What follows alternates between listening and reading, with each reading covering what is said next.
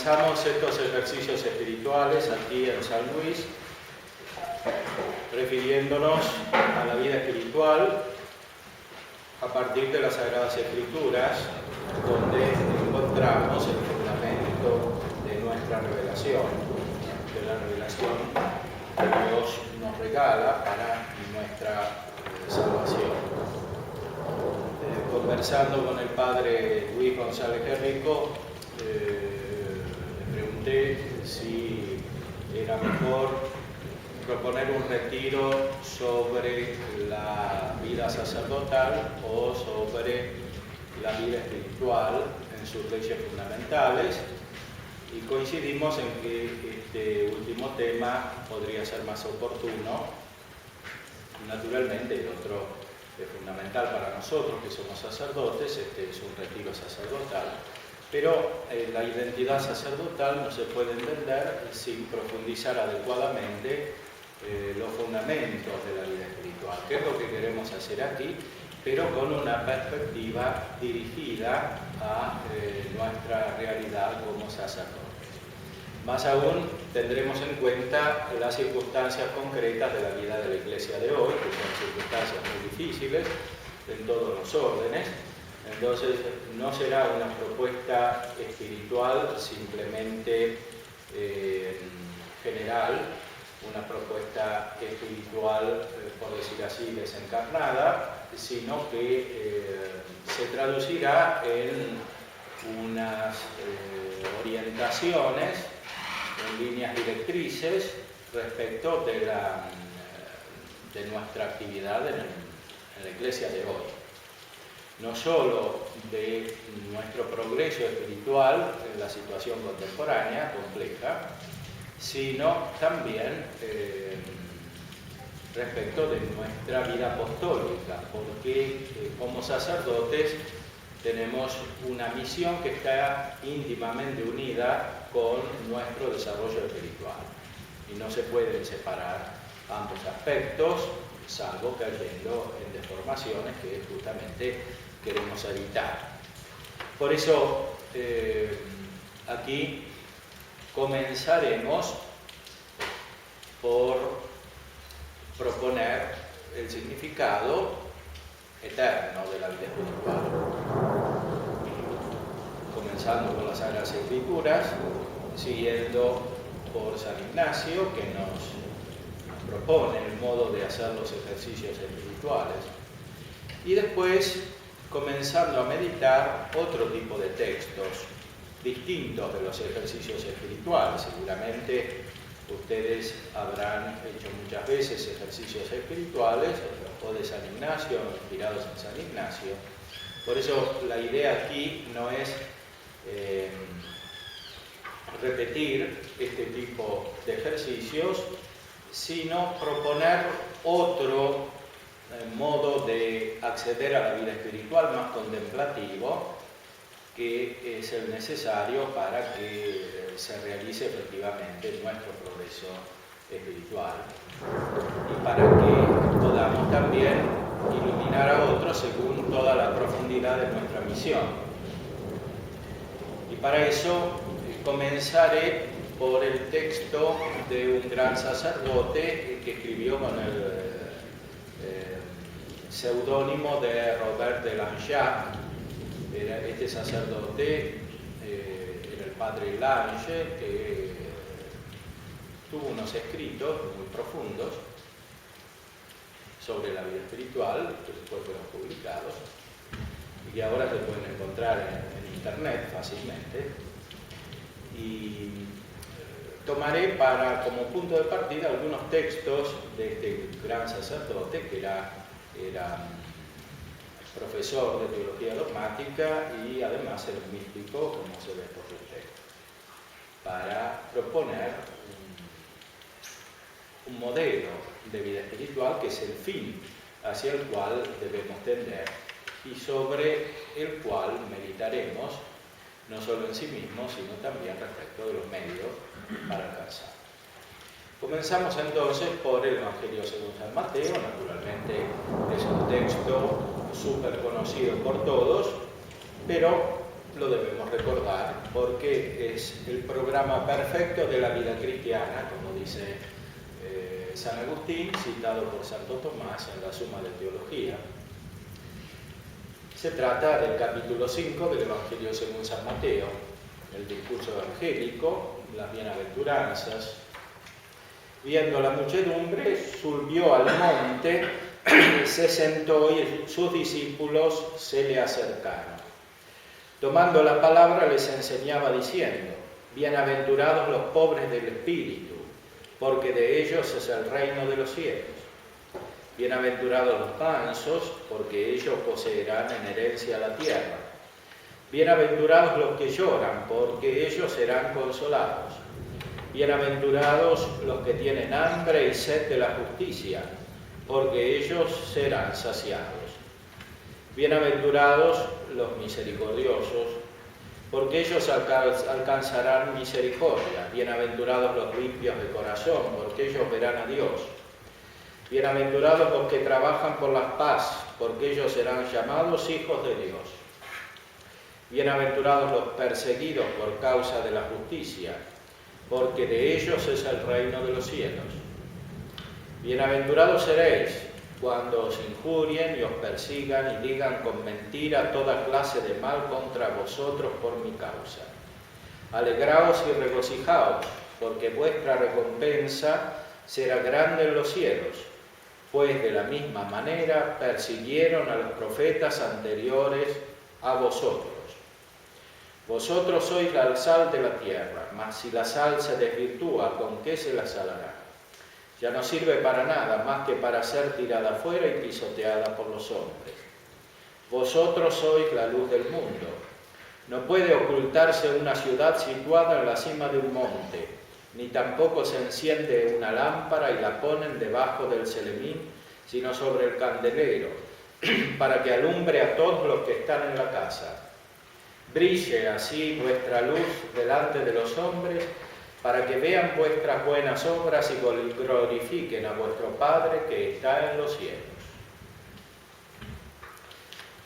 Esto es la revelación de nuestro Señor Jesucristo acerca de la vida espiritual perfecta. Son los actos perfectos de vida espiritual que producen por sí gozo espiritual, gozo sobrenatural y también natural, porque la gracia perfecciona la naturaleza y en estos actos el influjo del Espíritu Santo completa las virtudes teologales de manera tal que nuestra inteligencia y nuestra voluntad, y junto con ellas todas nuestras potencias, se hallan elevadas a un nivel superior que contiene una armonía sobrenatural de todas nuestras dimensiones humanas. Por eso los actos perfectos realizados de esta manera dan felicidad. Esta felicidad es el fin de nuestra vida. Es el fin en esta vida y es el fin en la otra vida, cuando las bienaventuranzas se transformarán en la visión beatífica de Dios, en el encuentro perfecto y total cara a cara con Él. Nosotros vivimos para lo que nos enseña nuestro Señor Jesucristo en estos textos fundamentales de la revelación de Dios. Vivimos para ser felices en este mundo de esta manera, no de otra manera. O sea, una felicidad que incluye la persecución, el llanto, la calumnia, etcétera, de parte de otros, y que no puede ser sino de esta manera. No existe la auténtica felicidad cristiana, evangélica en este mundo, sino de la manera que nos revela nuestro Señor Jesucristo. Por eso, en estos ejercicios espirituales queremos proceder de una manera muy realista, es decir, considerando las cosas como son, la situación de nuestra vida personal, la situación de la Iglesia en los lugares en los cuales estamos y la situación sobre todo de la Iglesia universal. Allí debemos ver qué significan estas palabras del Señor para nosotros. ¿Cómo alcanzaremos la felicidad que nos propone Cristo en este mundo, preparando la felicidad eterna? ¿Cómo abrazaremos la pasión del Señor, viviendo ya la resurrección espiritual y esperando la resurrección corporal? ¿Y cómo seremos perfectos en nuestra vida sacerdotal por la unión con la pasión de Cristo y por la resurrección espiritual de nuestra persona? ¿Cómo esa perfección se traducirá apostólicamente en una difusión del bien, en una propuesta atractiva, en un mensaje eficaz, en una fortaleza audaz? El Señor nos guía con su palabra, pero sobre todo con su gracia, porque, como enseña Santo Tomás, la ley nueva no consiste principalmente en las palabras, incluso en estas palabras de Cristo, sino en la gracia del Espíritu Santo. Por eso, el verdadero sentido de estas palabras no se capta solo razonando, meditando, sino con una profunda experiencia espiritual, con una profunda vida mística, según la expresión de la tradición. Esto es lo que queremos buscar en este retiro. Nos queremos introducir en la vida mística con la ayuda de la Sagrada Escritura y con la ayuda de los autores que reflejan la revelación en la tradición.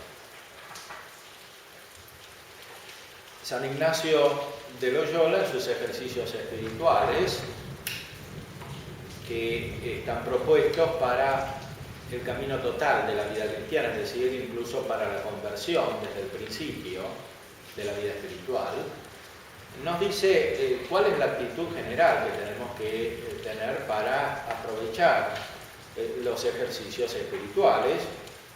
Lo conocemos también perfectamente, pero vale la pena recordarlo, leerlo nuevamente para que se grabe en profundidad en nuestro espíritu y para aplicarlo a estos ejercicios espirituales en concreto que estamos comenzando esta tarde. Dice en el principio y fundamento de la primera semana de los ejercicios: el hombre es criado para alabar, hacer reverencia y servir a Dios nuestro Señor, y mediante esto salvar su ánima. Y las otras cosas sobre la haz de la tierra son criadas para el hombre, para que le ayuden en la prosecución del fin para que es criado.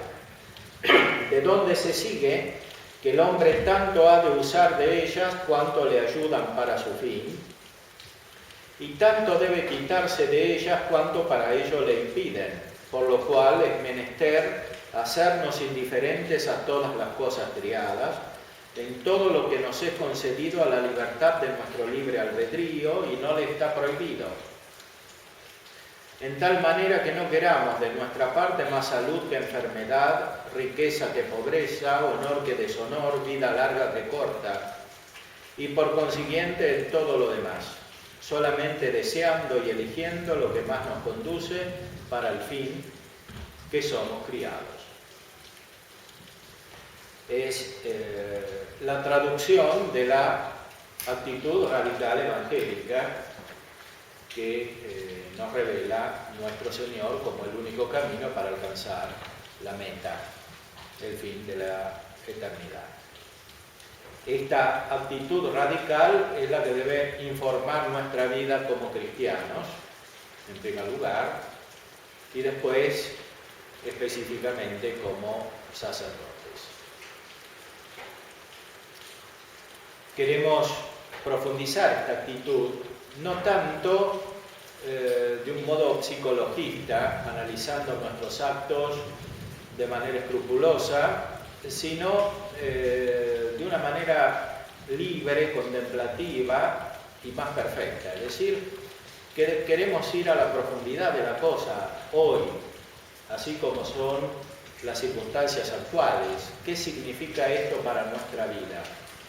No podemos perder mucho tiempo en hacer análisis de actos particulares que adquieren un sentido u otro según las circunstancias, que son muy variables y que en este tiempo cambian muy rápidamente. Por eso debemos ir a lo esencial, ver cómo es nuestra actitud de desprendimiento en lo más importante hoy.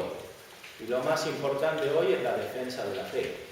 La identidad cristiana hoy se juega en la defensa de la fe, incluso antes de la caridad.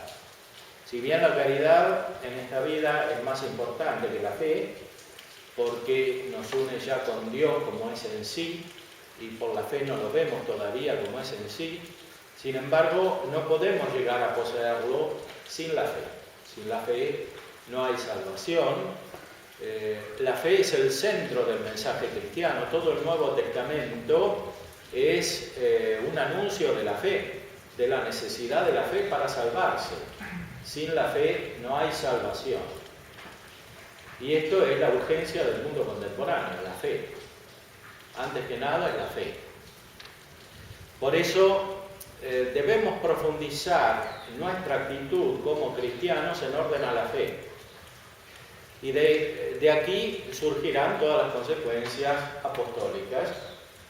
Nuestro apostolado no estará bien diagramado, no estará bien fundado si no tenemos claro este principio y fundamento, como dice San Ignacio, que es organizar toda nuestra vida a partir de la fe, de nuestra fe personal, de la fe de la Iglesia y de la difusión de la fe, de la propaganda de la fe, para que todos se salven y lleguen al conocimiento de la verdad, como dice San Pablo. Por eso le pedimos al Señor muy especialmente que en este retiro podamos captar en profundidad lo que significa la fidelidad a la fe, valga la repetición del significado de la palabra, la fidelidad a la fe, o sea, la perseverancia en custodiar la fe, en acrecentarla, en hacerla fructificar en todos los aspectos de nuestra vida interior y en nuestra conducta exterior y también en nuestra actividad apostólica. Eso es lo que queremos profundizar aquí. Ahora bien, en nosotros como sacerdotes, esa profundización no se puede dar desprendiéndonos del aspecto contemplativo. El sacerdote es alguien que es en cierta manera perfecto en la vida espiritual por la exigencia del mismo orden sagrado que ha recibido. De manera tal que todo sacerdote debe ser contemplativo. Sin el aspecto contemplativo, el sacerdocio no solo no da frutos apostólicos, sino que se convierte en causa de desequilibrio interior para el desarrollo espiritual del mismo sacerdote.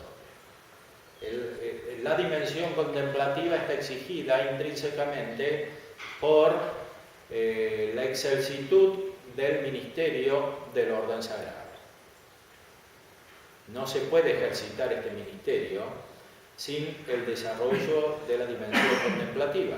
Naturalmente se ejercita ex opere operato o se ejercita imperfectamente, el sacerdote sigue siendo instrumento, pero esa instrumentalidad no despliega todas las virtualidades de la causalidad instrumental al servicio de la causa principal, que es Cristo que obra. Por eso se da el desequilibrio interior. El sacerdote debe ser contemplativo. A propósito de esto, quería comenzar reflexionando acerca de algunos textos de este gran sacerdote del cual les hablé en esta colección de escritos publicada a partir de sus manuscritos, en una sección que se llama Dignidad y Armonía del Alma Interior, describe cómo es la persona contemplativa y muy especialmente el sacerdote contemplativo. Cuando encontramos un alma interior, quedamos impresionados por su dignidad, por su soltura y por su gracia. La creeríamos de sangre real, lo cual es verdad, pues es hija de rey, es reina. ¿No eres tú acaso Jesús el Rey de Reyes? ¿No es ella tu esposa? En el alma interior participa todo de esa nobleza divina. La revelan sus palabras, sus gestos, sus movimientos, sus menores pasos. Son graciosos, discretos y firmes. Al andar no hacen ruido. No atrae la atención y sin embargo agrada, logra su fin como sin esfuerzo.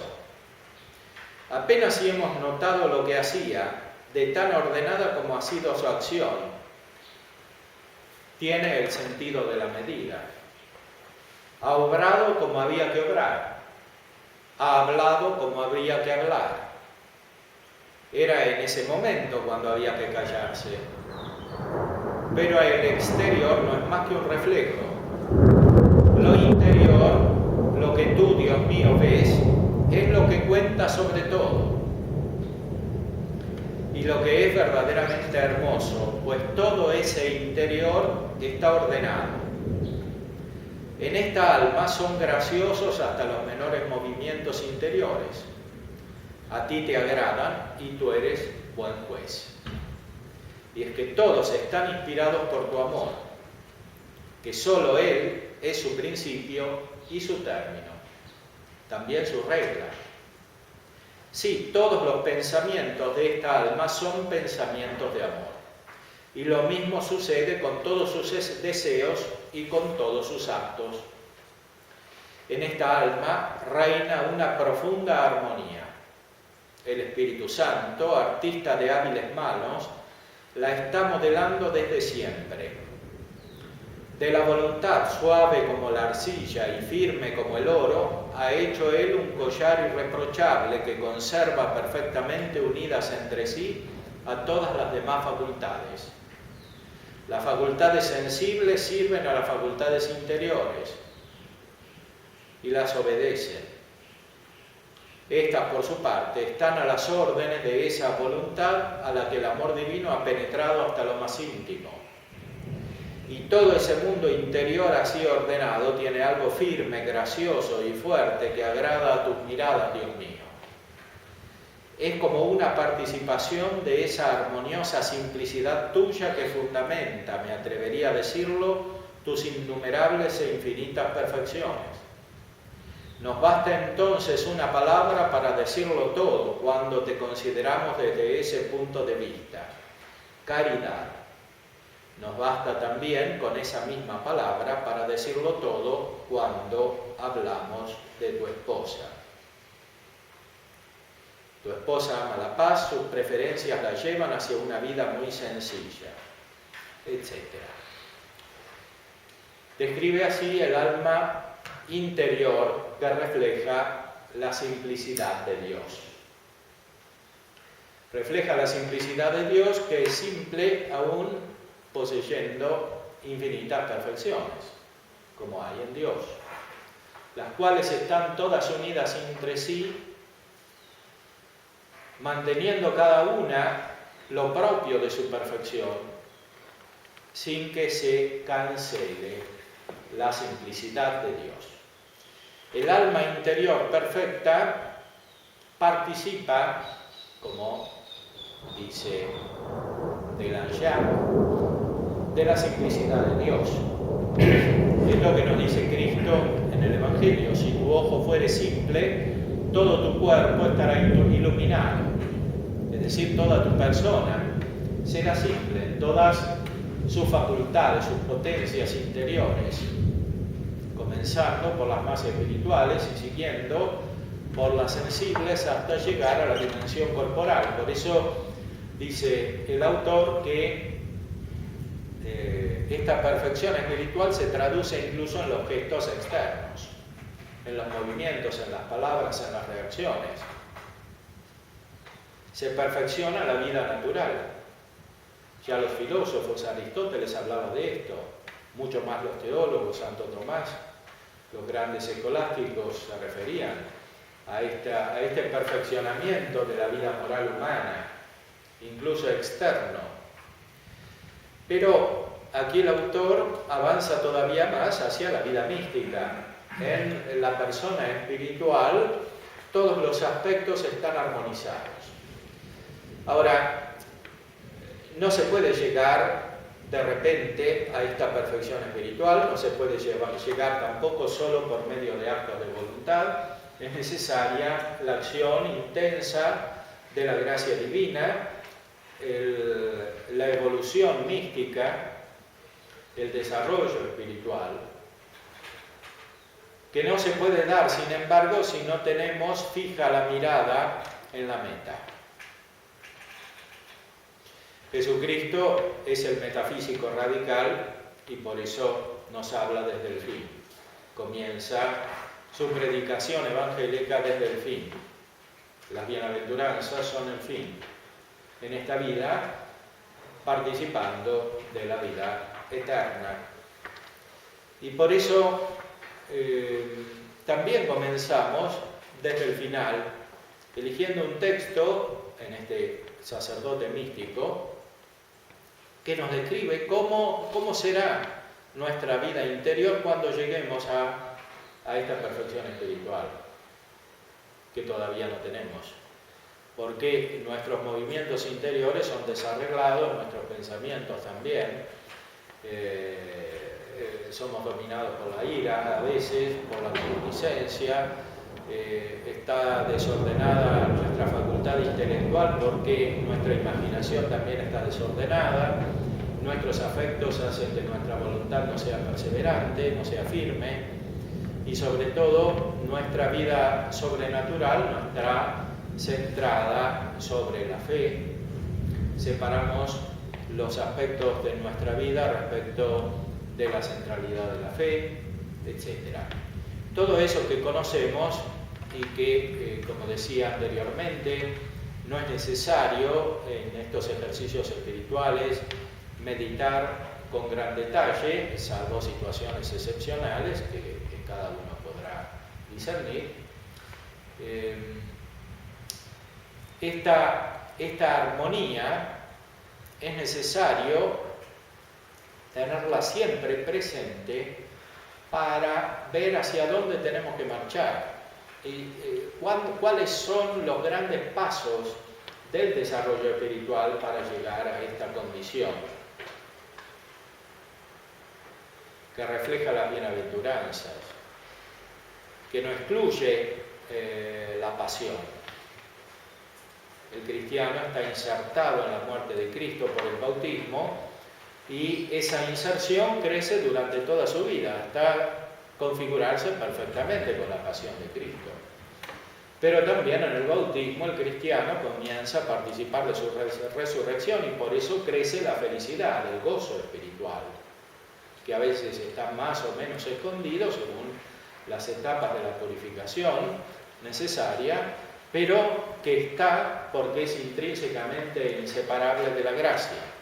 Como decía San Juan de la Cruz, sin otra luz ni guía, sino la que en el corazón ardía. Siempre, aún en las noches oscuras, está la felicidad. Aunque escondida, está la felicidad. Está la bienaventuranza.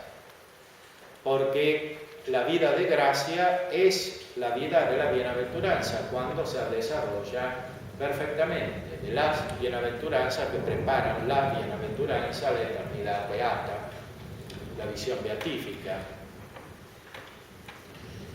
Por eso, aquí en este retiro queremos concentrarnos, de nuevo, no de una manera psicologista como por un método introspectivo, sino concentrarnos en la fe, en la centralidad de la fe.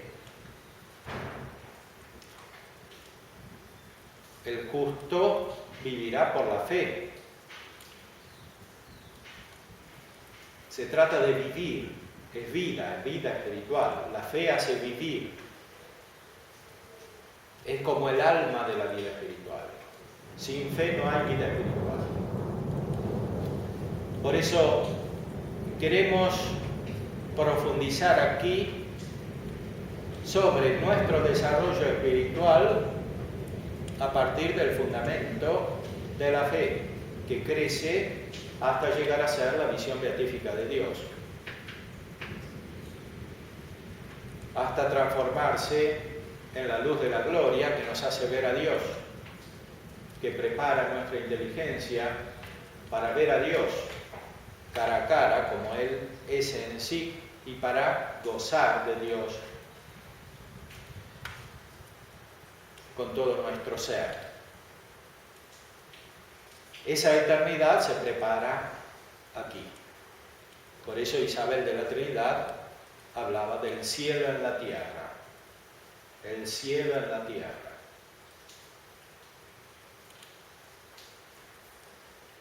Cristo vivía perfectamente el cielo en la tierra. Y por su mensaje, por su predicación evangélica, también nosotros accedemos a vivir el cielo en la tierra, desde la fe. En una noche oscura, con ansias en amores inflamadas. La noche oscura es la noche de la fe. Y sobre todo en el mundo de hoy, la fe se presenta como noche, no solamente por nuestra experiencia interior, sino por la situación de la Iglesia, por la situación del mundo. Y sin embargo, en el fondo de la fe está la luz. Sin otra luz ni guía, sino la que en el corazón ardía. Y esta luz viene de Cristo, que es la luz. Yo soy la luz del mundo. Quien me sigue no andará en tinieblas. Por eso, cuando vemos las cosas de esta manera, no nos preocupa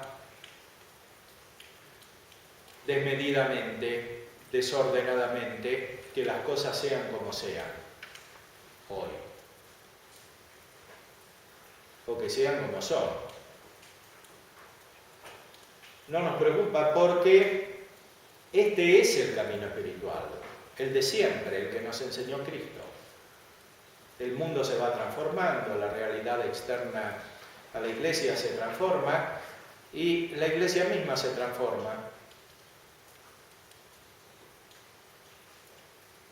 En los cristianos se viven periodos de crisis. La Iglesia es santa, pero los cristianos no son del todo santos. Y los cristianos no viven solo como personas aisladas, sino que viven en comunidad. Y las comunidades afectan o construyen la Iglesia. Son iglesia en la Iglesia. Y por eso en la Iglesia puede haber crisis de naturaleza comunitaria, no solamente personal. Y esas crisis pueden afectar incluso a toda la Iglesia, pero nunca afectarán su santidad, a la Iglesia como cuerpo místico de Cristo.